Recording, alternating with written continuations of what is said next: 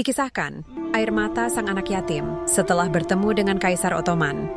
Suatu ketika, di sebuah gang sempit di Istanbul abad ke-16, seorang anak kecil duduk memeluk lututnya.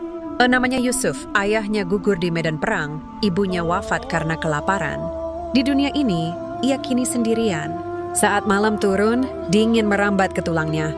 Ia menatap langit dan berbisik, "Ya Allah, aku sudah tidak punya siapa-siapa." Namun, Kekaisaran Ottoman tidak membiarkan doa itu tenggelam. Keesokan paginya, seorang petugas wakaf menemukannya. Bukan dengan bentakan, tapi dengan sepotong roti hangat dan senyum lembut. "Anakku, mulai hari ini engkau bukan sendirian." Yusuf dibawa ke Darul Aitam, rumah anak yatim milik negara.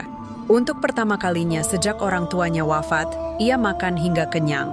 Ia diberi pakaian baru, ia tidur di ranjang yang hangat. Dan ia menangis bukan karena sedih, tapi karena akhirnya ada yang peduli.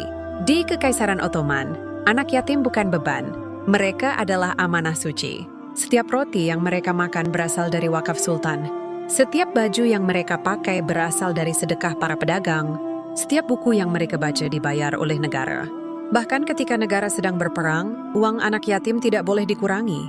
Karena di dalam hukum Ottoman tertulis, barang siapa menyentuh hak anak yatim, maka ia telah menantang murka Allah. Dan anak yatim yang ingin belajar, negara membayar gurunya. Ada yang ingin menikah, negara menyiapkan maharnya. Ada yang sakit, rumah sakit wakaf merawatnya tanpa meminta satu koin pun. Yusuf tumbuh besar. Ia belajar membaca Al-Quran. Ia belajar menulis. Ia belajar bermimpi lagi. Dari seorang anak yang dulu tidur di jalanan, ia menjadi guru di Istanbul. Setiap kali melihat murid-muridnya, ia teringat masa kecilnya, dan ia selalu berdoa, "Ya Allah, rahmati Kekaisaran yang pernah menyelamatkanku saat aku tidak punya siapa-siapa."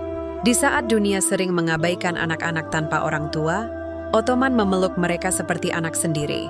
Dan itulah mengapa sejarah mencatat, kekhalifahan ini bukan hanya kuat dengan pedang, tapi lembut dengan air mata anak-anak yatim.